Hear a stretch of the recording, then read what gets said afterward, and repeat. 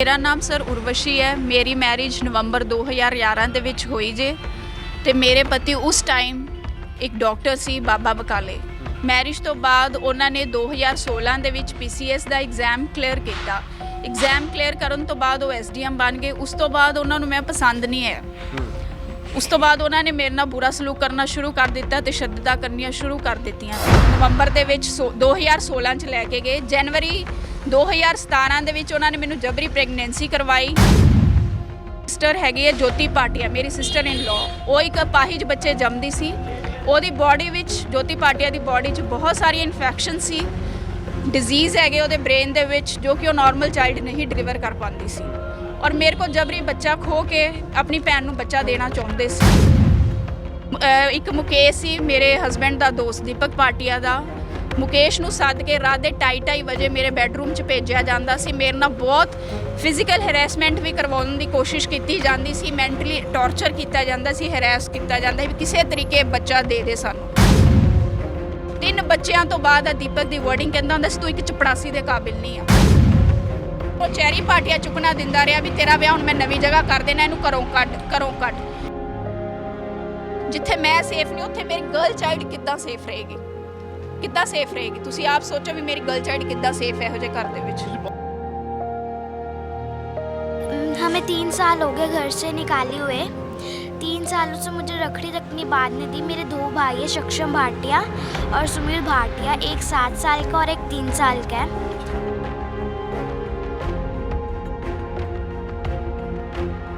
कुछ दिन पहले उनके ऑफिस के बाहर भी लगाया था पर कोई फ़ायदा नहीं हुआ, इसलिए आज हम घर के बाहर आए ताकि वो मेरे भाई मुझे वापस दे। 10 दिन से बीमार हूँ। मैंने अपने पापा को बोला जितनी देर तक आप मेरे भाई मुझे दोगे नहीं तब तक मैं मेडिसिन नहीं खाऊंगी। उन्होंने कभी पूछा नहीं, आप मेडिसिन खा ली, कोई बात नहीं, मैं मिलाता हूँ, ये करता हूँ। ना ही उन्होंने कभी पूछा कि ठीक हो क्या हुआ।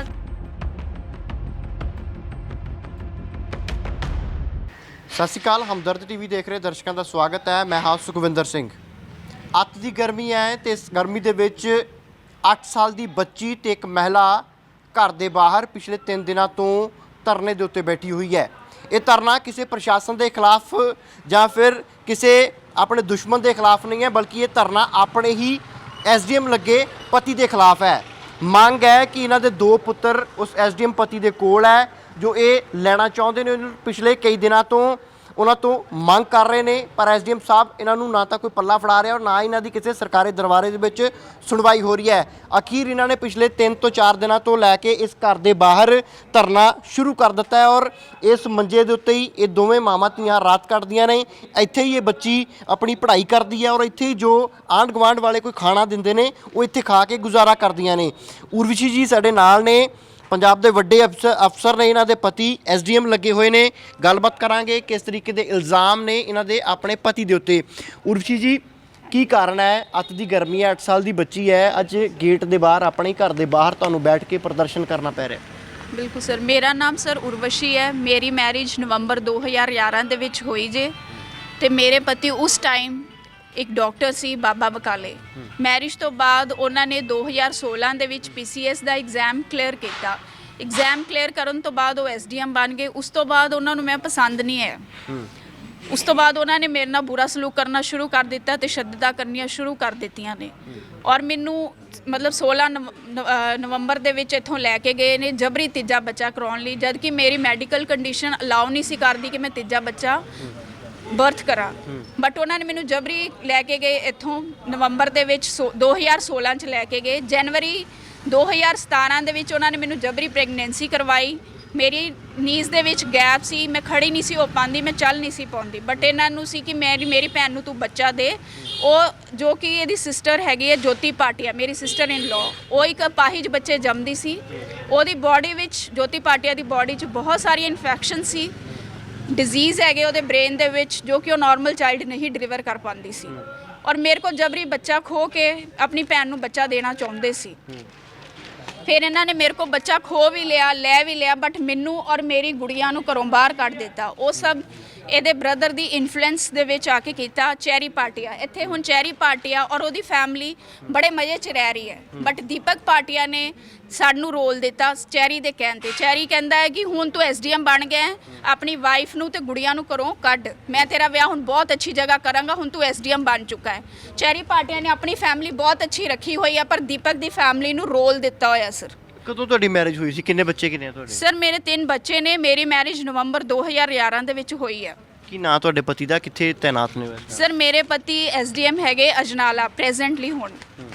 ਅੱਛਾ, ਮੈਨੂੰ ਦੱਸਿਓ, ਇਹ ਜਿਸ ਤਰੀਕੇ ਨਾਲ ਤੁਸੀਂ ਦੱਸ ਰਹੇ ਸੀਗੇ ਵੀ ਉਹ ਤੁਹਾਨੂੰ ਜਬਰੀ ਪ੍ਰੈਗਨੈਂਟ ਤੱਕ ਦੇ ਬਹੁਤ ਵੱਡੇ ਇਲਜ਼ਾਮ ਨੇ ਬਿਲਕੁਲ, ਜਿਹੜੇ ਤੁਸੀਂ ਬਿਲਕੁਲ ਕਹਿ ਰਹੇ ਹੋ ਵੀ ਪ੍ਰੈਗਨੈਂਟ ਵੀ ਕਰ ਦਿੱਤਾ, ਬਿਲਕੁਲ ਸਰ, ਮੈਂ ਔਰ ready ਉਹ ਨਹੀਂ ਬੱਚੇ ਲੈਣੇ ਚਾਹੁੰਦੇ ਸੀ। ਤੁਹਾਡੇ ਬੇਟੇ ਕਿੱਥੇ ਨੇ? ਬੇਟੀ ਤੁਹਾਡੇ ਕੋਲ ਹੈ ਇਸ ਟਾਈਮ? ਸਰ ਫੀਮੇਲ ਚਾਈਲਡ ਮੈਨੂੰ ਦੇ ਦਿੱਤੀ ਹੋਈ ਹੈ ਔਰ ਮੇਲ ਚਾਈਲਡ ਦੋਨੋਂ ਖੋਲਿਆ। ਵਿਚੋਲਿਆਂ ਹੱਥ ਇਹਨਾਂ ਨੇ ਮੈਨੂੰ ਵਸਾਉਣ ਦਾ ਕੇਸ ਪਾ ਕੇ ਮੈਸੇਜ ਵੀ ਭਿਜਵਾਤਾ ਕਿ ਕੁੜੀ ਉਹਨਾਂ ਨੇ ਨਹੀਂ ਰੱਖਣੀ। ਵਿਚੋਲਿਆਂ ਹੱਥ ਭਿਜਵਾਇਆ, ਜਦ ਕਿ ਇਹਨਾਂ ਦੇ ਘਰ ਵਿੱਚ ਹਰ ਇੱਕ ਗੱਲ ਹੋਏਗੀ ਤੇ ਵਿਚੋਲਿਆਂ ਤੱਕ ਪਹੁੰਚੀ ਹੈ। ਇਹਨਾਂ ਦੀ ਸੋਚੀ ਸਮਝੀ ਸਾਜ਼ਿਸ਼ ਸੀ, ਪਲਾਨ ਸੀ ਕਿ ਅਸੀਂ ਕੁੜੀ ਨਹੀਂ ਰੱਖਣੀ, ਸਿਰਫ ਇਹਨਾਂ ਨੂੰ ਮੁੰਡੇ ਚਾਹੀਦੇ ਸੀ।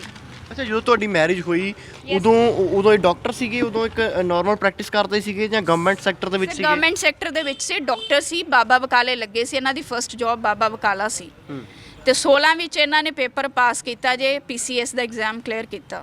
ਅੱਛਾ, ਉਸ ਤੋਂ ਬਾਅਦ ਐਸਡੀਐਮ ਉਸ ਲੱਗ ਤੋਂ ਗਏ। ਬਾਅਦ ਇਹਨਾਂ ਨੂੰ ਹੁਣ ਮੈਂ ਪਸੰਦ ਨਹੀਂ ਹੈ, ਅੱਜ ਆ ਮੇਰਾ ਹਾਲ ਕਰ ਦਿੱਤਾ ਹੈ। ਫਿਰ ਇਹਨਾਂ ਦੀ ਪੋਸਟਿੰਗ ਪਟਿਆਲੇ ਹੋਈ, ਪਟਿਆਲੇ ਤੋਂ ਬਾਅਦ ਇਹ ਜਲੰਧਰ ਆਏ। ਜਲੰਧਰ ਮੈਂ ਆਪਣੇ ਤੀਜੇ ਬੱਚੇ ਨੂੰ ਡਿਲੀਵਰੀ ਦਿੱਤੀ ਹੈ ਜੀ 4 ਅਕਤੂਬਰ 2017 ਦੇ ਵਿੱਚ। 10 ਦਿਨ ਦੇ ਵਿੱਚ ਇਹਨਾਂ ਨੇ ਮੈਨੂੰ ਤੰਗ ਕਰਨਾ, ਜੇ ਮੈਂ ਖੜੀ ਨਹੀਂ ਸੀ ਹੋ ਪਾਉਂਦੀ, ਸ਼ਿਲਾ ਵੀ ਨਹੀਂ ਸੀ ਮੇਰਾ ਨਿਕਲਿਆ, ਇਹਨਾਂ ਨੇ ਮੈਨੂੰ ਤੰਗ ਪਰੇਸ਼ਾਨ ਕਰਨਾ ਸ਼ੁਰੂ ਕਰ ਦਿੱਤਾ। ਫਿਰ ਇੱਕ ਮੁਕੇਸ਼ ਸੀ ਮੇਰੇ ਹਸਬੈਂਡ ਦਾ ਦੋਸਤ ਦੀਪਕ ਪਾਟਿਆ ਦਾ, ਮੁਕੇਸ਼ ਨੂੰ ਸੱਦ ਕੇ ਰਾਤ ਦੇ 2:30 ਵਜੇ ਮੇਰੇ ਬੈੱਡਰੂਮ 'ਚ ਭੇਜਿਆ ਜਾਂਦਾ ਸੀ। ਮੇਰੇ ਨਾਲ ਬਹੁਤ ਫਿਜ਼ੀਕਲ ਹੈਰੈਸਮੈਂਟ ਵੀ ਕਰਵਾਉਣ ਦੀ ਕੋਸ਼ਿਸ਼ ਕੀਤੀ ਜਾਂਦੀ ਸੀ, ਮੈਂਟਲੀ ਟੌਰਚਰ ਕੀਤਾ ਜਾਂਦਾ ਸੀ, ਹੈਰੈਸ ਕੀਤਾ ਜਾਂਦਾ ਸੀ ਵੀ ਕਿਸੇ ਤਰੀਕੇ ਬੱਚਾ ਦੇ ਦੇ ਸਾਨੂੰ, ਪਰ ਮੈਂ ਨਹੀਂ ਸੀ ਦੇ ਦਿੰਦੀ। ਪਰ ਮੈਨੂੰ ਫਿਰ ਇਹਨਾਂ ਨੇ ਇੰਨਾ ਕੁੱਟ ਮਾਰ ਕਰਨੀ ਸ਼ੁਰੂ ਕਰ ਦਿੱਤੀ ਕਿ ਮੈਨੂੰ ਮਜਬੂਰ ਹੋਣਾ ਪੈਂਦਾ ਸੀ ਕਿ ਮੈਂ ਆਪਣੇ ਘਰਦਿਆਂ ਨੂੰ ਸੱਦਦੀ ਸੀ। ਅਗਲੇ ਦਿਨ ਜਿੱਦਣ ਇਹਨਾਂ ਨੇ ਮੁਕੇਸ਼ ਨੂੰ ਸੱਦਿਆ, ਮੇਰੇ ਨਾਲ ਨਾਈਫ ਵਾਇਲੈਂਸ ਤੱਕ ਕਰਦੇ ਰਹੇ। ਫਿਰ ਮੇਰੇ ਘਰ ਦੇ ਸੂਬਾ ਆਏ, ਉਹਨਾਂ ਨੇ ਸਮਝਾਇਆ ਕਿ ਸਮਝ ਤੇਰੇ 3 ਬੱਚੇ ਆ, ਹੁਣ ਕੁਝ ਆਪਣੀ ਫੈਮਿਲੀ ਦਾ ਸੋਚ। ਪਰ ਦੀਪਕ ਨਹੀਂ ਸੁਧਰ ਰਿਹਾ ਸਰ, ਇਹ ਨਹੀਂ ਸੁਧਰਿਆ, ਇਹ ਆਪਣੀ ਆਦਤਾਂ ਤੇ ਉਹੀ ਰਿਹਾ। ਮੈਨੂੰ ਘਰੋਂ ਇਹਨੇ ਲੋਕ ਲਾ ਕੇ ਚਲ ਜਾਣਾ, ਸਾਰੀ ਰਾਤ ਇਹ ਬਾਹਰ ਰਹਿੰਦਾ ਹੁੰਦਾ ਸੀ। ਮੈਂ ਹਰ ਚੀਜ਼ ਟੋਲਰੇਟ ਕੀਤੀ ਅੰਦਰ ਹੀ ਅੰਦਰ। ਮੈਨੂੰ ਇੱਕ ਪੈਸੇ ਤੋਂ ਇਹਨਾਂ ਨੇ ਇੰਨਾ ਕੁ ਸਤਾਇਆ, ਫਾਈਨੈਂਸ਼ੀਅਲੀ ਇੰਨਾ ਕੁ ਅਬਿਊਜ਼ ਕਰਦੇ ਸੀ। ਕਹਿੰਦੇ ਤੂੰ ਤੇ ਇੱਕ ਚਪੜਾਸੀ ਦੇ ਕਾਬਿਲ ਨਹੀਂ ਆ। 3 ਬੱਚਿਆਂ ਤੋਂ ਬਾਅਦ ਦੀਪਕ ਦੀ ਵਰਡਿੰਗ ਕਹਿੰਦਾ ਹੁੰਦਾ ਸੀ ਤੂੰ ਇੱਕ ਚਪੜਾਸੀ ਦੇ ਕਾਬਿਲ ਨਹੀਂ ਆ। ਫਿਰ ਇਹਦੀ ਭੈਣ ਕਹਿੰਦੀ ਹੁਣ ਤੂੰ ਐਸਡੀਐਮ ਬਣ ਗਿਆ, ਜਿੱਥੇ ਤੂੰ ਆ ਇੱਥੇ ਮੈਂ ਹਜ਼ਾਰਾਂ ਕੁੜੀਆਂ ਲੈ ਆਵਾਂਗੀ। ਹਮੇਸ਼ਾ ਉਹਨੂੰ ਇਹੀ ਚੁੱਕਣਾ ਦਿੰਦੇ ਰਹੇ। ਉਧਰੋਂ ਚੈਰੀ ਪਾਟਿਆ ਚੁੱਕਣਾ ਦਿੰਦਾ ਰਿਹਾ ਵੀ ਤੇਰਾ ਵਿਆਹ ਹੁਣ ਮੈਂ ਨਵੀਂ ਜਗ੍ਹਾ ਕਰ ਦੇਣਾ, ਇਹਨੂੰ ਘਰੋਂ ਕੱਢ। ਉਹਨਾਂ ਦੇ ਕਹਿਣ ਤੇ ਇਹਨਾਂ ਨੇ ਮੈਨੂੰ ਜੁਲਾਈ 2018 ਦੇ ਵਿੱਚ ਘਰੋਂ ਕੱਢ ਦਿੱਤਾ। ਹਾਂਜੀ ਸਰ, ਪਰ 2018 ਤੋਂ ਵੱਖਰੇ ਸਾਨੂੰ ਬਾਹਰ ਕੱਢਿਆ। ਅੱਜ ਵੀ ਇਸ ਘਰ ਦੇ ਵਿੱਚ ਮੇਰੇ ਦਾਜ ਦੀ ਹਰ ਇੱਕ ਚੀਜ਼, ਹਰ ਇੱਕ ਸਮਾਨ, ਸੋਨਾ ਗਹਿਣਾ ਸਭ ਕੁਝ ਅੰਦਰ ਪਿਆ ਮੇਰਾ ਇਸੇ ਘਰ ਵਿੱਚ। ਇਸ ਘਰ ਦੇ ਵਿੱਚ ਐਂਟਰ ਹੋਣ ਦੀ ਤੁਹਾਨੂੰ ਇਜਾਜ਼ਤ ਨਹੀਂ ਹੈ? ਮੈਨੂੰ ਸਰ, ਮੈਂ ਆਈ ਜੇ ਪਰਸੋਂ ਆਈ ਆ, 3 ਦਿਨ ਪਹਿਲਾਂ। ਮੈਨੂੰ ਵੇਖਦਿਆਂ ਹੀ ਦੀਪਕ ਪਾਟਿਆ ਨੇ ਇਨਸਟਰਕਸ਼ਨਸ ਦਿੱਤੀਆਂ ਆ, ਸੁਦੇਸ਼ ਕੁਮਾਰੀ ਨੇ ਇਨਸਟਰਕਸ਼ਨਸ ਦਿੱਤੀਆਂ ਆ ਵੀ ਕੁੰਡੀ ਲਾ ਲਓ, ਇਹਨੂੰ ਅੰਦਰ ਨਹੀਂ ਵੜਨ ਦੇਣਾ। ਸਾਨੂੰ ਦੇਖਦਿਆਂ ਹੀ ਚੈਰੀ ਪਾਟਿਆ ਦੇ ਬੇਟੇ ਨੇ ਦੇਖਿਆ ਔਰ ਸਾਨੂੰ ਕੁੰਡੀ ਲਾ ਦਿੱਤੀ ਗਈ। ਅਸੀਂ ਉਦੋਂ ਦੇ ਹੀ 3 ਦਿਨ ਹੋ ਗਏ ਬਾਹਰ ਬੈਠੇ ਹੋਏ ਜੇ, ਅੱਜ ਸਾਨੂੰ ਚੌਥਾ ਦਿਨ ਹੋ ਗਿਆ ਜਿੱਥੇ। ਕਿਵੇਂ ਗੁਜ਼ਾਰਾ ਕਰ ਰਹੇ ਹੋ? ਛੋਟੀ ਜੀ ਬੱਚੀ ਹੈ ਤੁਹਾਡੇ ਨਾਲ। ਸਰ ਅਸੀਂ ਬਹੁਤ ਮੁਸ਼ਕਲਾਂ 'ਚ ਗੁਜ਼ਾਰਾ ਕਰ ਰਹੇ ਹਾਂ, ਤੁਸੀਂ ਸਾਡੇ ਹਾਲ ਦੇਖ ਹੀ ਰਹੇ ਹੋ। ਅਸੀਂ ਰੁਲੇ ਹੋਏ ਆ, ਅਸੀਂ ਹੁਣ ਰੁਲ ਕੇ ਅੱਜ ਇੱਥੇ ਪਹੁੰਚ ਗਏ ਆ, ਬਹੁਤ ਰੁਲ ਗਏ ਆ। ਤੁਸੀਂ ਸਾਡੀਆਂ ਚਿੱਠੀਆਂ ਦੇਖੋ, ਅਸੀਂ ਬੜੀ ਦੂਰ ਤੱਕ ਅਪਰੋਚ ਕੀਤਾ ਜੇ। ਡਿਪਟੀ ਸਾਹਿਬ ਵੱਲ ਦੇਖੋ, ਆ ਜਿਹੜੇ ਨੇ ਵਸਾਉਣ ਦਾ ਕੇਸ ਪਾਇਆ, ਮੁੜ ਕੇ ਆਪੇ ਇਹਨੇ ਵਿਡਰਾਅ ਵੀ ਕਰਵਾ ਲਿਆ। 10 ਦਿਨ ਬਾਅਦ ਇਹਨੇ ਤਲਾਕ ਦਾ ਕੇਸ ਪਾਤਾ। ਸਾਰੇ ਕਹਿੰਦੇ ਸੀ ਜਿਹੜਾ ਕੇਸ ਹੈ ਇਹ ਇੱਕ ਸਿਰਫ ਇਹਨੇ ਗਰਾਊਂਡ ਬਣਾਈ ਕਿ ਮੈਂ ਵਸਾਉਣਾ ਹੈ, ਲੈ ਕੇ ਮੈਨੂੰ ਗਿਆ ਨਹੀਂ। 10 ਦਿਨ ਦੇ ਬਾਅਦ ਇਹਨੇ ਤਲਾਕ ਦਾ ਕੇਸ ਪਾਤਾ। ਜੋ ਇਹਨਾਂ ਦੀ ਸੋਚ ਸੀ, ਜੋ ਇਹਨਾਂ ਦਾ ਪਲਾਨ ਸੀ, ਉਹ ਨੇਪਰੇ ਚੜ ਰਿਹਾ ਸੀ। ਤੁਸੀਂ ਜਿਹੜੀ ਲੋਕ ਅਦਾਲਤ ਲੱਗੀ ਉਹਦੇ ਵਿੱਚ ਤੁਹਾਡਾ ਕੇਸ ਸੀਗਾ, ਉੱਥੇ ਇਹਨਾਂ ਨੇ ਕਿਹਾ ਵੀ ਮੈਂ ਵਸਾਉਣੀ ਹੈ, ਮੈਂ ਰੱਖਣੀ ਆਪਣੀ ਫੈਮਿਲੀ। ਇਹਨਾਂ ਨੇ ਸੈਕਸ਼ਨ 9 ਦਾ ਕੰਜੂਗਲ ਰਾਈਟਸ ਦੇ ਅੰਡਰ ਪਾਇਆ ਵਸਾਉਣ ਦਾ, ਜਿਸ ਵਿੱਚ ਮੈਂ ਸਟੇਟਮੈਂਟ ਦਿੱਤੀ। ਮੈਂ ਹਰ ਚੀਜ਼ ਕਿਹਾ ਕਿ ਮੈਂ ਜਾਣਾ ਚਾਹੁੰਦੀ, ਕਿਸੇ ਵੀ ਕੀਮਤ ਤੇ ਮੈਂ ਜਾਣਾ ਚਾਹੁੰਦੀ ਹਾਂ, ਕਿਉਂਕਿ ਮੇਰੇ 3 ਬੱਚੇ ਸਰ, ਮੇਰੇ ਕੋਲ ਹੋਰ ਕੋਈ ਰਸਤਾ ਲੈਫਟ ਨਹੀਂ ਹੈ। ਮੈਂ ਕਿੱਧਰ ਜਾਵਾਂ? ਅੱਜ ਮੈਨੂੰ ਬਾਜ਼ਾਰ 'ਚ ਖੜਾ ਕਰੋ, ਸਾਰਿਆਂ ਨੇ ਕਹਿੰਦੇ 3 ਬੱਚਿਆਂ ਦੀ ਮਾਂ ਹੈ, ਮੈਂ ਕਿੱਧਰ ਜਾਵਾਂ ਹੁਣ? ਮੇਰੇ ਕੋਲ ਕੋਈ ਰਸਤਾ ਨਹੀਂ ਹੈ। ਜਦੋਂ ਇਹ ਐਸਡੀਐਮ ਬਣ ਗਏ ਉਸ ਤੋਂ ਬਾਅਦ ਤੁਸੀਂ ਕਿੰਨੀ ਦੇਰ ਨਾਲ ਰਹੇ ਇਹਨਾਂ ਦੇ? ਉਦੋਂ ਤਾਂ ਸੁੱਖ ਸੁਵਿਧਾਵਾਂ ਤੁਸੀਂ ਵੀ ਮਾਣਦੇ ਹੋਗੇ ਨਾਲ? ਸਰ ਮੈਂ ਸਿਰਫ 1.5 ਸਾਲ ਰਹੀ, ਜਿੰਨੇ ਤੱਕ ਇਹਨਾਂ ਨੇ ਬੱਚਾ ਕੀਤਾ। ਮੈਂ ਤੁਹਾਨੂੰ ਦੱਸਿਆ ਨਵੰਬਰ 2016 ਦੇ ਵਿੱਚ ਲੈ ਕੇ ਗਏ, ਠੀਕ ਹੈ ਜੀ। ਔਰ ਮੈਂ 17 ਦੇ ਵਿੱਚ ਬੱਚਾ ਜੰਮਿਆ। ਬੱਚਾ ਜੰਮਣ ਤੋਂ ਬਾਅਦ ਠੀਕ 9 ਮਹੀਨਿਆਂ ਬਾਅਦ ਇਹਨਾਂ ਨੇ ਮੈਨੂੰ ਆਪਣਾ ਅਸਲੀ ਰੰਗ ਰੂਪ ਦਿਖਾਉਣਾ ਸ਼ੁਰੂ ਕਰ ਦਿੱਤਾ। ਕੁੱਟਮਾਰ ਕਰਨੀ ਸ਼ੁਰੂ ਕੀਤੀ। ਮੁਕੇਸ਼ ਨੂੰ ਸਾਧ ਕੇ ਮੈਨੂੰ ਫਿਜ਼ੀਕਲੀ ਹੈਰੈਸ ਕੀਤਾ ਜਾਂਦਾ ਸੀ, ਜਿਸ ਤੋਂ ਮੈਂ ਹੁਣ ਬਹੁਤ ਜ਼ਿਆਦਾ ਤੰਗ ਹੋ ਗਈ। ਚੈਰੀ ਪਾਟੀਆ ਇੱਥੋਂ ਮੇਰਾ ਜੇਠ ਸਪੈਸ਼ਲ ਅੰਮ੍ਰਿਤਸਰੋਂ ਜਾ ਕੇ ਜਲੰਧਰ ਮੇਰੇ ਨਾਲ ਲੜਨ ਜਾਂਦਾ ਸੀ, ਮੇਰਾ ਗਲਾ ਕੁੱਟਣ ਤੱਕ ਜਾਂਦਾ ਸੀ, ਤੈਨੂੰ ਮੈਂ ਖਤਮ ਕਰ ਦੇਣਾ। ਇਹ ਚੈਰੀ ਪਾਟੀਆ ਦੇ ਵਰਡਿੰਗ ਹੈ। ਤੇ ਇਹਦੇ ਰਿਗਾਰਡਿੰਗ ਤੁਸੀਂ ਕਦੀ ਜਾਂਦਾ ਸੀ, ਮੇਰਾ ਚਾਚਾ ਸਹੁਰਾ ਅਸ਼ੋਕ ਪਾਟੀਆ ਤੱਕ ਜਾਂਦਾ ਰਿਹਾ, ਮੇਰੇ ਗੱਲ ਪੈਂਦੇ ਹੁੰਦੇ ਸੀ ਲੜਨ। ਮੈਂ ਕਦੀ ਇਹਨਾਂ ਦੇ ਬੂਹੇ ਨਹੀਂ ਚੜੀ, ਪਰ ਇਹ ਮੇਰੇ ਨਾਲ ਜਲੰਧਰ ਲੜਨ ਜਾਂਦੇ ਸੀ। ਮਧੂ ਪਾਟੀਆ ਜਾਂਦੀ ਹੁੰਦੀ ਸੀ, ਮੇਰੀ ਚਾਚੀ ਸੱਸ ਵੀ। ਫਿਜ਼ੀਕਲੀ ਅਬਿਊਜ਼ ਵੀ ਕਰਦੇ ਸੀ ਬਹੁਤ ਸਰ। ਮੁਕੇਸ਼ ਨੂੰ ਰਾਤ ਦੇ 2:30 ਵਜੇ ਮੇਰੇ ਬੈੱਡਰੂਮ 'ਚ ਭੇਜਿਆ ਜਾਂਦਾ ਸੀ। ਜਿੱਥੇ ਮੈਂ ਸੇਫ ਨਹੀਂ, ਉੱਥੇ ਮੇਰੀ ਗਰਲ ਚਾਈਲਡ ਕਿੱਦਾਂ ਸੇਫ ਰਹੇਗੀ? ਕਿੱਦਾਂ ਸੇਫ ਰਹੇਗੀ? ਤੁਸੀਂ ਆਪ ਸੋਚੋ ਵੀ ਮੇਰੀ ਗਰਲ ਚਾਈਲਡ ਕਿੱਦਾਂ ਸੇਫ ਹੈ ਇਹੋ ਜਿਹੇ ਘਰ ਦੇ ਵਿੱਚ। ਤੁਸੀਂ ਬਹੁਤ ਸਾਰੀਆਂ ਚਿੱਠੀਆਂ ਵੀ ਲਿਖੀਆਂ, ਦਰਖਾਸਤਾਂ ਵੀ ਦਿੱਤੀਆਂ, ਲੋਕ ਅਦਾਲਤ ਵਿੱਚ ਵੀ ਗਏ, ਇਨਸਾਫ ਮਿਲਿਆ ਅਜੇ ਤੱਕ? ਕੀ ਹੁੰਦਾ ਕੀ ਹੈ? ਮਿਲਿਆ, ਸਭ ਕਾਪੀਆਂ। ਮੈਂ 2019 ਤੋਂ ਸੈਕਟਰੀਏਟ ਦਫ਼ਤਰ ਚੰਡੀਗੜ੍ਹ ਗਈ ਜੇ, ਬੜੇ ਬੜੇ ਅਫਸਰਾਂ ਕੋਲ, ਡੀਜੀਪੀ ਸਾਹਿਬ ਕੋ ਪੇਸ਼ ਹੋਈ ਜੇ। ਮਨੀਸ਼ਾ ਗੁਲਾਟੀ ਮੈਡਮ ਨੂੰ ਮੇਰਾ ਫੇਸ ਬਹੁਤ ਅੱਛੀ ਤਰ੍ਹਾਂ ਪਤਾ ਹੋਏਗਾ, ਉਹਨਾਂ ਨੂੰ ਪੁੱਛਿਓ ਮੈਂ ਕਿੰਨੀ ਵਾਰੀ ਪੇਸ਼ ਹੋਈ। ਮੈਂ 5 ਜਣਿਆਂ ਦੇ ਅਗੇਂਸਟ ਕੰਪਲੇਂਟ ਜੇ ਪੰਜਾਬ ਰਾਜ ਮਹਿਲਾ ਕਮਿਸ਼ਨ ਦੇ ਵਿੱਚ 5 ਜਣਿਆਂ ਦੇ ਅਗੇਂਸਟ ਕੰਪਲੇਂਟ ਕੀਤੀ। ਚੈਰੀ ਪਾਟੀਆ, ਜੋਤੀ ਪਾਟੀਆ, ਵਿਪਨ ਕੁਮਾਰ, ਸੁਦੇਸ਼ ਕੁਮਾਰੀ, 5 ਜਣੇ ਕਦੀ ਉੱਥੇ ਪੇਸ਼ ਹੀ ਨਹੀਂ ਹੋਏ ਕਮਿਸ਼ਨ ਦੇ ਵਿੱਚ। ਸਿਰਫ ਕੱਲੇ ਦੀਪਕ ਪਾਟੀਆ ਨੂੰ ਭੇਜ ਦਿੰਦੇ ਸੀ ਵੀ ਜਾਂ ਪੇਸ਼ ਹੋ ਜਾ। ਉਹ ਕੀ ਕਹਿੰਦੇ ਸੀ ਫਿਰ ਉੱਥੇ ਜਾ ਕੇ? ਸਰ ਉੱਥੇ ਕੋਈ ਫੈਸਲਾ ਨਹੀਂ ਹੋਇਆ, ਕੁਝ ਨਹੀਂ ਹੋਇਆ। ਤੁਹਾਡੇ ਸਾਹਮਣੇ ਹੀ ਅੱਜ ਵੀ ਹਾਲ। ਇਹ 2019 ਦੀ ਲੈਟਰ ਦੇ। ਅੱਛਾ। ਹਜੇ ਤੱਕ ਕੋਈ ਫੈਸਲਾ ਨਹੀਂ ਸਾਨੂੰ ਹੋਇਆ, ਅਸੀਂ ਰੁਲ ਹੀ ਰਹੇ ਹਾਂ। ਉਸ ਤੋਂ ਬਾਅਦ ਅਸੀਂ ਸਰ ਫਿਰ ਇਹ ਪ੍ਰੋਟੈਸਟ ਕਰਨੇ ਸ਼ੁਰੂ ਕਰ ਦਿੱਤੇ ਤੁਹਾਡੇ ਸਾਹਮਣੇ। ਇਹ ਪ੍ਰੋਟੈਸਟ ਦੀਆਂ ਜੇ ਲੈਟਰਸ ਆ, ਮੈਂ ਵੀ ਸ਼ੋਅ ਕਰਨਾ ਚਾਹੁੰਦੀ ਹਾਂ। ਐਸ ਪਿਛਲੇ ਸਾਲ ਦੇ ਅਸੀਂ ਪ੍ਰੋਟੈਸਟ ਕਰ ਰਹੇ ਹਾਂ ਕਿ ਸਾਨੂੰ ਜਸਟਿਸ ਮਿਲ ਜੇ, ਪਰ ਸਾਨੂੰ ਕੋਈ ਜਸਟਿਸ ਨਹੀਂ ਮਿਲ ਰਿਹਾ। ਅੱਜ ਫਾਈਨਲੀ ਅਸੀਂ ਉਹਨਾਂ ਦੇ ਘਰ ਦੇ ਬੂਹੇ ਦੇ ਬਾਹਰ ਬੈਠ ਕੇ ਜਸਟਿਸ ਦੀ ਮੰਗ ਕਰ ਰਹੇ ਹਾਂ ਕਿ ਮੇਰੇ ਪੁੱਤਰ ਮੈਨੂੰ ਵਾਪਸ ਦਿੱਤੇ ਜਾਣ। ਅੱਛਾ, ਇੰਨੀ ਚਿਰ ਪ੍ਰੋਟੈਸਟ ਵੀ ਕੀਤਾ ਹੈ, ਅਫਸਰ ਤੁਹਾਨੂੰ ਉਹਨਾਂ ਦੇ ਸੀਨੀਅਰ ਅਧਿਕਾਰੀ ਜਿਹੜੇ ਹੋਣਗੇ ਜਾਂ ਜਿਹੜੇ ਡਿਪਟੀ ਕਮਿਸ਼ਨਰ ਹੋਣਗੇ, ਐਸਐਸਪੀ ਸਾਹਿਬ ਹੋਣਗੇ, ਕੰਪਲੇਂਟਾਂ ਵੀ ਗਈਆਂ ਨੇ, ਉੱਪਰ ਤੱਕ ਵੀ ਗਈਆਂ ਨੇ, ਕਦੀ ਬੈਠ ਕੇ ਮਸਲਾ ਸੁਲਝਾਉਣ ਦਾ ਯਤਨ ਹੋਇਆ ਨਹੀਂ ਕਿਸੇ ਪਾਸੇ? ਸਰ ਬਹੁਤ ਵਾਰੀ ਟਰਾਈ ਕੀਤਾ ਅਸੀਂ। ਲਾਸਟ ਈਅਰ ਫਿਰ ਵਿਮਨ ਸੈੱਲ ਦੇ ਵਿੱਚ ਆਪਣੀਆਂ ਐਪਲੀਕੇਸ਼ਨਸ ਦਿੱਤੀਆਂ। ਮੇਰੇ ਘਰੋਂ 25 ਜਣੇ ਪੇਸ਼ ਹੁੰਦੇ ਰਹੇ ਜੇ। ਮੇਰੀ ਭੂਆ, ਮੇਰੇ ਫੁੱਫੜ ਜੀ, ਚਾਚਾ ਜੀ, ਮੇਰੇ ਮਾਮਾ ਜੀ। ਲੋਕਡਾਊਨ ਦੇ ਟਾਈਮ ਦੇ ਵਿੱਚ ਉਹ ਆਪਣੇ ਮੋਟਰਸਾਈਕਲਾਂ ਦੇ ਬੱਸਿਸ ਬੰਦ ਹੁੰਦੀਆਂ ਸੀ, ਪੇਸ਼ ਹੁੰਦੇ ਰਹੇ ਜੇ ਇੱਥੇ ਵਿਮਨ ਸੈੱਲ 2 ਦੇ ਵਿੱਚ। ਸਾਡਾ ਸਾਰਾ ਰਿਕਾਰਡ ਕਢਾ ਕੇ ਤੁਸੀਂ ਦੇਖੋ, ਉੱਥੇ ਵੀ ਇਸ ਬੰਦੇ ਨੇ ਸਾਨੂੰ ਲਾਰੇ ਲਾ ਦਿੱਤੇ, ਫੈਸਲਾ ਨਹੀਂ ਦਿੱਤਾ। ਹਮੇਸ਼ਾ ਦੀਪਕ ਪਾਟੀਆ ਲਾਰੇ ਲਾਉਂਦਾ। ਅੱਕ ਕੇ ਮੇਰੇ ਰਿਸ਼ਤੇਦਾਰ ਹੱਥ ਖੜੇ ਕਰ ਗਏ ਵੀ ਦੀਪਕ ਪਾਟੀਆ ਇੱਕ ਲਾਰਾ ਬਾਜ਼ ਇਨਸਾਨ ਹੈ, ਇਹਨੇ ਕੋਈ ਫੈਸਲਾ ਨਹੀਂ ਦੇਣਾ। ਸਾਰਿਆਂ ਨੇ ਆਪਣੇ ਪੈਰ ਪਿੱਛੇ ਢਾ ਲਿਆ। ਦੀਪਕ ਪਾਟੀਆ ਨੇ ਉੱਥੇ ਵੀ ਮੇਰੇ ਮਾਮਾ ਜੀ ਦੀ ਬਹੁਤ ਬੇਇੱਜ਼ਤੀ ਕੀਤੀ ਸੀ। ਸਾਰੇ ਆਪਣਾ ਪੈਰ ਪਿੱਛੇ ਢਾ ਗਏ ਵੀ ਇਹਦਾ ਦਿਮਾਗ ਫਿਰ ਚੁੱਕਾ ਹੈ, ਅਫਸਰੀ ਨਹੀਂ ਆਈ, ਇਹਦਾ ਦਿਮਾਗ ਫਿਰ ਚੁੱਕਾ ਹੋਇਆ। ਕੀ ਲੱਗਦਾ ਤੁਹਾਨੂੰ, ਆਫੀਸਰ ਬਣ ਕੇ ਉਹ ਸਾਰਾ ਉਸ ਚੀਜ਼ ਦੇ ਚੱਕਰ ਦੇ ਵਿੱਚ ਹੀ ਫੈਮਿਲੀ ਖਰਾਬ ਹੋ ਰਹੀ ਹੈ? ਸਿਰਫ ਅਫਸਰੀ ਦੇ ਵਿੱਚ, ਬਿਕੋਜ਼ ਇਹ ਹੁਣ ਅਫਸਰ ਬਣ ਗਿਆ, ਐਸਡੀਐਮ ਇਹਦਾ ਦਿਮਾਗ ਫਿਰ ਚੁੱਕਿਆ, ਜੋ ਕਿ ਸਿਰਫ ਆਪਣੀ ਭੈਣ ਪਿੱਛੇ ਪਾਗਲ ਹੋ ਗਿਆ। ਭੈਣ ਨੂੰ ਇਹਨੇ ਅਲਫਾ ਸਿਟੀ 'ਚ ਕੋਠੀ ਵੀ ਲੈ ਦਿੱਤੀ, ਮੇਰੇ ਵਿਆਹ ਦੀ ਗੱਡੀ ਵੇਚ ਕੇ ਭੈਣ ਦੇ ਨਾਂ ਤੇ ਨੋਵਾ ਗੱਡੀ ਲਈ ਜੇ। ਅੱਜ ਆਪਣੀ ਬੱਤੀ ਇਹਦੀ ਰੁਲ ਰਹੀ, ਇਹਨੂੰ ਇਹਦਾ ਕੋਈ ਦਰਦ ਨਹੀਂ, ਭੈਣ ਪਿੱਛੇ ਪਾਗਲ ਹੋ ਗਿਆ ਹੋਇਆ ਹੈ। ਅੱਛਾ, ਤੁਸੀਂ ਬਹੁਤ ਵੱਡੇ ਇਲਜ਼ਾਮ ਨੇ ਤੁਹਾਡੇ ਆਪਣੇ ਪਤੀ ਉੱਤੇ, ਔਰ ਤੁਹਾਡੇ ਪਤੀ ਐਸਡੀਐਮ ਨੇ, ਕਦੀ ਉਹਨਾਂ ਨੇ ਫਿਰ ਤੁਹਾਡੇ ਅਗੇਂਸਟ ਨਹੀਂ ਕਦੀ ਕੋਈ ਕਾਰਵਾਈ ਕਰਨ ਦੀ? ਕਰਨ, ਮੈਂ ਤਾਂ ਕਹਿੰਦੀ ਕੈਮਰੇ ਦੇ ਸਾਹਮਣੇ ਆਉਣ, ਮੀਡੀਆ ਦੇ ਵਿੱਚ ਆਉਣ, ਪਬਲਿਕ ਦੇ ਵਿੱਚ ਆਉਣ। ਜਨਰਲੀ ਉਹ ਕਹਿੰਦੇ ਕਿ ਮਿਊਚੁਅਲ ਲਓ ਜੀ ਮੇਰੇ ਤੋਂ ਡਿਵੋਰਸ। ਮੈਂ ਮਿਊਚੁਅਲ ਨਹੀਂ ਲੈਣਾ, ਮੈਂ 3 ਬੱਚਿਆਂ ਦੀ ਮਾਂ ਆ। ਮੈਂ ਪਬਲਿਕ ਦੇ ਵਿੱਚ ਲਊਂਗੀ, ਔਰ ਇਸ ਚੀਜ਼ ਦਾ ਰਾਈਟ ਜਾਣਨਾ ਮੇਰਾ ਹੱਕ ਆ ਕਿ ਕੀ ਕਾਰਨ ਹੈ 3 ਬੱਚਿਆਂ ਤੋਂ ਬਾਅਦ ਇਹਨੂੰ ਅੱਜ ਹੁਣ ਕਿਹੜੀ ਪਸੰਦ ਆ ਗਈ ਹੈ, ਕਿਹੜਾ ਇਹਦੇ ਭਰਾ ਨੇ ਰਿਸ਼ਤਾ ਲਿਆਂਦਾ ਹੋਇਆ ਜਿਹਦੇ ਕਰਕੇ ਮੈਨੂੰ ਇਸ ਤਰ੍ਹਾਂ ਰੋਲ ਰਿਹਾ ਆ। ਅੱਛਾ, ਤੁਹਾਡੇ ਕੋਲ ਨੰਬਰ ਹੋਊਗਾ ਉਹਨਾਂ ਨਾਲ, ਕੋਈ ਫੋਨ ਕੰਟੈਕਟ ਨੰਬਰ? ਕਿਉਂਕਿ ਇਹ ਵਨ ਸਾਈਡਡ ਸਟੋਰੀ ਆ, ਤਾਂ ਅਸੀਂ ਚਾਹਾਂਗੇ, ਅਸੀਂ ਕੋਸ਼ਿਸ਼ ਐਡਰੈਸ ਵੀ ਦਿੱਤਾ ਗਿਆ ਜੇ। ਆ ਮੇਰੀ ਗੁੜੀਆ ਦਾ ਆਧਾਰ ਕਾਰਡ ਆ, ਇਹ ਤੁਹਾਨੂੰ ਮੈਂ ਸ਼ੋਅ ਕਰਨਾ ਚਾਹੁੰਦੀ ਆ। ਇਹ ਮੇਰੀ ਗੁੜੀਆ ਦਾ ਸਰ ਆਧਾਰ ਕਾਰਡ ਹੈ। ਇਹ ਅਪ੍ਰੈਲ ਦੇ ਵਿੱਚ ਬਣਵਾਇਆ ਖੁਦ ਦੀਪਕ ਪਾਟੀਆ ਨੇ। ਫਾਦਰ ਲਿਖਿਆ ਹੋਇਆ ਇੱਥੇ ਦੀਪਕ ਪਾਟੀਆ, ਔਰ ਸਾਨੂੰ ਗਲਤ ਐਡਰੈਸ ਦਿੱਤਾ ਗਿਆ 114B। ਜਦ ਕਿ ਹੁਣ ਅਸੀਂ ਇੱਥੇ 3 ਦਿਨ ਤੋਂ ਪ੍ਰੋਟੈਸਟ ਕਰ ਰਹੇ ਹਾਂ। ਸਾਰੇ ਨੇਬਰਸ ਕਹਿੰਦੇ ਉਹ ਇੱਥੇ ਰਹਿੰਦਾ ਨਹੀਂ ਆ, ਸਾਨੂੰ ਨਹੀਂ ਪਤਾ ਕਿੱਥੇ ਰਹਿੰਦਾ, ਪਰ ਸਾਨੂੰ ਇਹ ਐਡਰੈਸ ਦਿੱਤਾ ਗਿਆ ਆ। ਰਾਤ ਦੇ ਉਹਦੇ ਘਰ ਕੰਧਾ ਟੱਪ ਕੇ ਇੱਥੋਂ ਚੱਲ ਚੁੱਕੇ ਆ, ਤੇ ਕੰਧਾ ਟੱਪ ਕੇ ਅੰਦਰ ਆਉਂਦੇ, ਕੰਧਾ ਟੱਪ ਕੇ ਬਾਹਰ ਜਾ ਰਹੇ ਆ। ਅਸੀਂ ਇੱਥੇ ਬੈਠੇ ਹੋਏ ਤੇ ਕੰਟੈਕਟ ਹੈਗਾ ਐਸਡੀਐਮ ਸਾਹਿਬ ਦਾ? ਆਪਾਂ ਜਾਵਾਂਗੇ, ਉਹਨਾਂ ਦੇ ਉੱਤੇ ਇਲਜ਼ਾਮ ਵੱਡੇ ਨੇ, ਤਾਂ ਉਹਨਾਂ ਦਾ ਵੀ ਪੱਖ ਜ਼ਰੂਰ ਜਿਹੜਾ ਹੈ ਉਹ ਸੁਣਿਆ ਜਾਵੇ। ਸਰ 81 461 461 ਤਾਂ ਐਸਡੀਐਮ ਦੀਪਕ ਭਾਟੀਆ ਜੀ ਨੂੰ ਕੋਸ਼ਿਸ਼ ਕਰਦੇ ਆ ਉਹਨਾਂ ਦਾ ਪੱਖ ਲੈਣ ਦੀ ਵੀ, ਕਿਉਂਕਿ ਬਹੁਤ ਅਹਿਮ ਹੈ ਉਹਨਾਂ ਦਾ ਪੱਖ ਵੀ। ਇੱਥੇ ਵੱਡੇ ਇਲਜ਼ਾਮ ਉਹਨਾਂ ਦੇ ਉੱਪਰ ਲੱਗੇ ਨੇ। ਵੱਡੇ ਇਲਜ਼ਾਮ ਉਹਨਾਂ ਦੇ ਉੱਪਰ ਲੱਗੇ ਨੇ। ਮੈਂ ਕੈਮਰਾਮੈਨ ਨੂੰ ਕਹੂੰਗਾ ਕਿ ਇੱਕ ਵਾਰੀ ਸਕਰੀਨ ਦੇ ਉੱਤੇ ਨੰਬਰ ਜ਼ਰੂਰ ਦਿਖਾ ਦੇਣ ਔਰ ਕੋਸ਼ਿਸ਼ ਕਰਦੇ ਹਾਂ ਐਸਡੀਐਮ ਦੀਪਕ ਭਾਟੀਆ ਜੀ ਦੇ ਨਾਲ ਗੱਲਬਾਤ ਕਰਨ ਦੀ, ਕਿਉਂਕਿ ਇਲਜ਼ਾਮ ਉਹਨਾਂ ਦੀ ਪਤਨੀ ਵੱਲੋਂ ਲਗਾਏ ਗਏ ਨੇ। ਇੱਥੋਂ ਤੱਕ ਵੀ ਕਿਹਾ ਗਿਆ ਕਿ ਮੇਰੇ ਨਾਲ ਮਾਰ ਕੁਟਾਈ ਕੀਤੀ ਜਾਂਦੀ ਸੀਗੀ ਔਰ ਅੱਜ ਹਾਲਾਤ ਇਹ ਹੋ ਚੁੱਕੇ ਨੇ ਕਿ ਮੇਰੇ 2 ਪੁੱਤਰ ਉਹਨਾਂ ਦੇ ਕੋਲ ਹੈ। ਮੈਂ ਉਹਨਾਂ ਬੱਚਿਆਂ ਦੀ ਕਸਟਡੀ ਚਾਹੁੰਦੀ ਹਾਂ, ਮੇਰੇ ਕੋਲ ਮੇਰੇ ਪੁੱਤਰਾਂ ਨੂੰ। ਤਾਂ ਐਸਡੀਐਮ ਸਾਹਿਬ ਨੂੰ ਫੋਨ ਕਾਲ ਲੱਗੀ ਹੈ ਸਾਡੀ।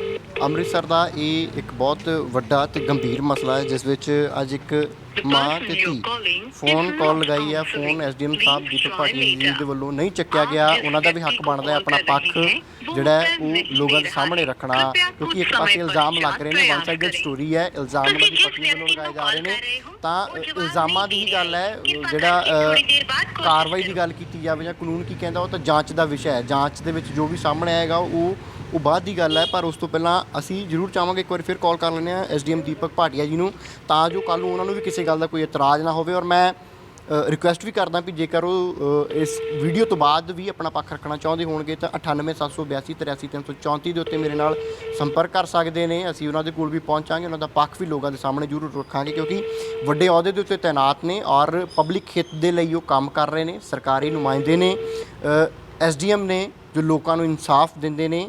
ਤਾਂ ਐਸਡੀਐਮ ਦੀਪਕ ਭਾਟੀਆ ਜੀ ਨੂੰ ਦੂਸਰੀ ਵਾਰ ਕਾਲ ਕੀਤੀ ਹੈ ਉਹਨਾਂ ਦਾ ਪੱਖ ਲੈਣ ਦੇ ਲਈ, ਕਿਉਂਕਿ ਹਮਦਰਦ ਮੀਡੀਆ ਗਰੁੱਪ ਕਦੀ ਵੀ ਇੱਕ ਸਾਈਡਡ ਨਹੀਂ ਚੱਲਦਾ ਹੈ, ਹਰ ਬੰਦੇ ਨੂੰ ਆਪਣਾ ਪੱਖ ਰੱਖਣ ਦਾ ਹੱਕ ਹੈ। ਤਾਂ ਐਸਡੀਐਮ ਦੀਪਕ ਭਾਟੀਆ ਜੀ ਨੂੰ ਕਾਲ ਦੂਸਰੀ ਵਾਰ ਲਗਾਈ ਹੈ।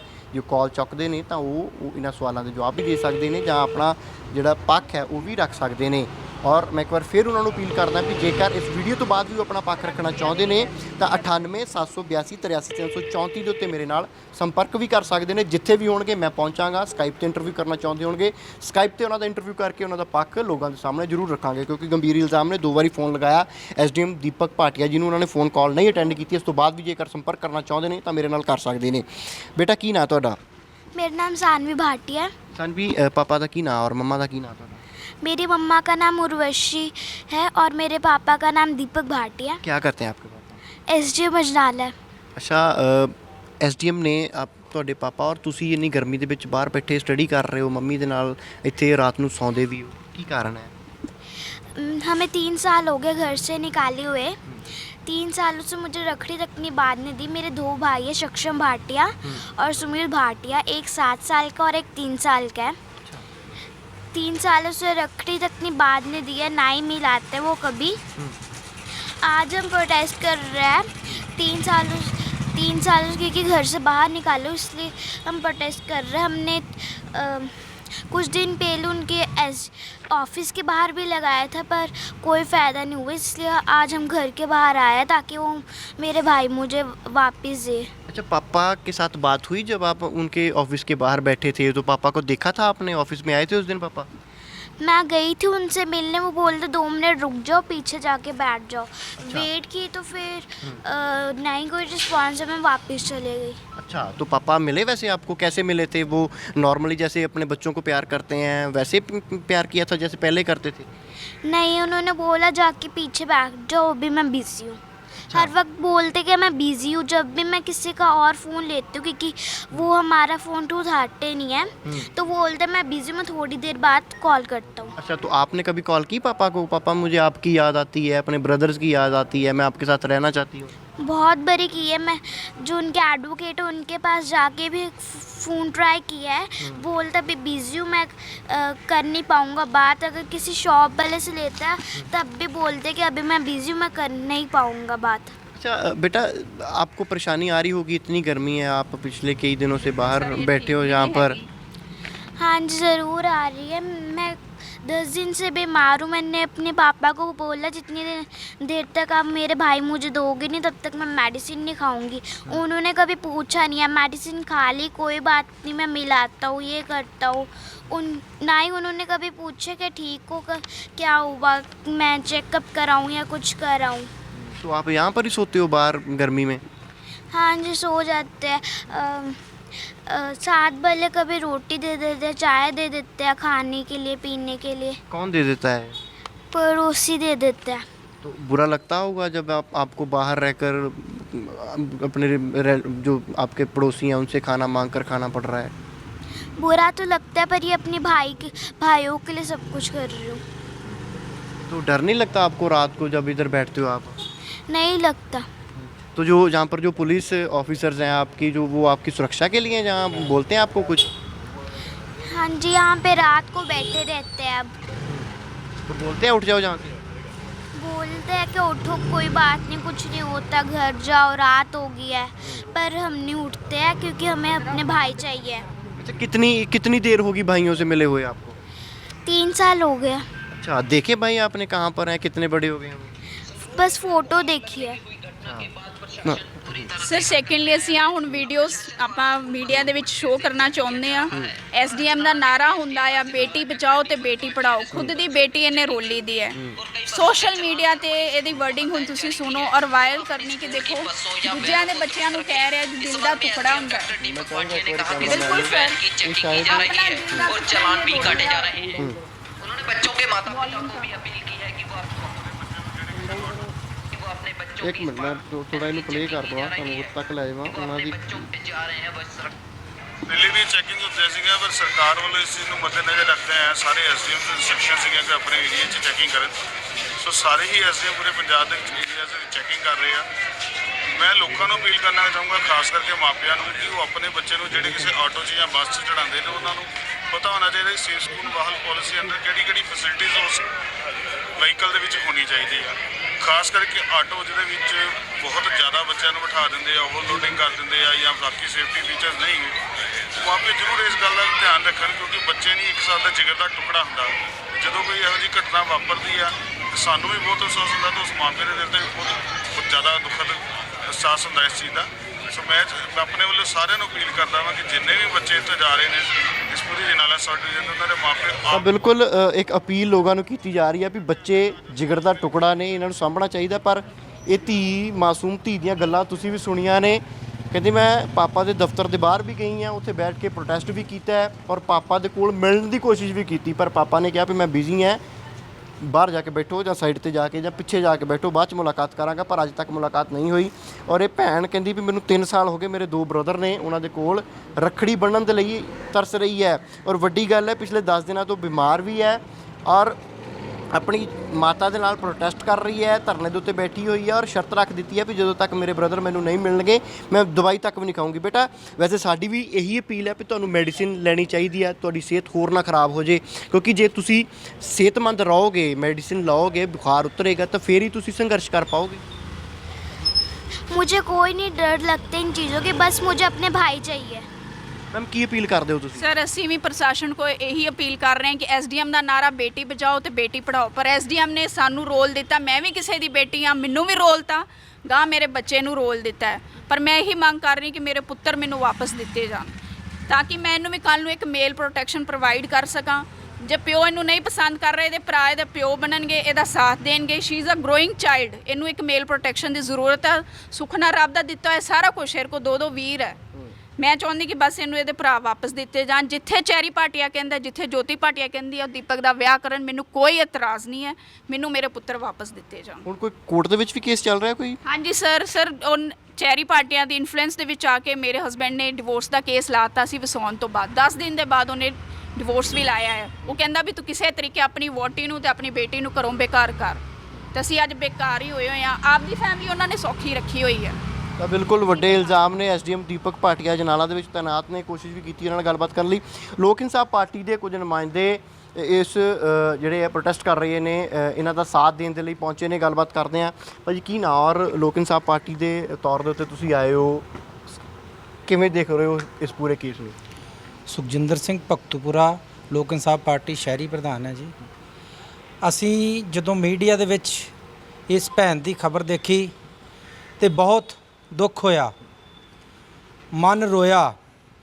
ਫਿਰ ਮੈਂ ਆਪਣੇ ਟੀਮ ਦੇ ਸੱਜਣਾ ਦੇ ਨਾਲ ਗੱਲ ਕੀਤੀ ਤੇ ਇਸ ਭੈਣ ਨੂੰ ਆ ਕੇ ਮਿਲਿਆ, ਇਸ ਬੱਚੀ ਦਾ ਦੁੱਖ ਸੁਣਿਆ ਔਰ ਬਹੁਤ ਜ਼ਿਆਦਾ ਦੁੱਖ ਦੇ ਵਿੱਚ ਇਹ ਪਰਿਵਾਰ ਜੀ ਰਿਹਾ ਹੈ ਔਰ ਉਹ ਐਸਡੀਐਮ ਜਿਹੜਾ ਇੱਕ ਬਹੁਤ ਵੱਡੀ ਜ਼ਿੰਮੇਵਾਰ ਪੋਸਟ ਆ, ਜ਼ਿਲ੍ਹੇ ਦੇ ਵਿੱਚ ਡੀਸੀ ਤੋਂ ਬਾਅਦ ਪੋਸਟ ਐਸਡੀਐਮ ਦੀ ਹੁੰਦੀ ਹੈ ਔਰ ਉਹ ਪਬਲਿਕ ਦੇ ਵਿੱਚ ਸਿਵਲ ਦੇ ਸਾਰੇ ਮਸਲੇ ਐਸਡੀਐਮ ਦੇ ਅੰਡਰ ਹੁੰਦੇ ਨੇ।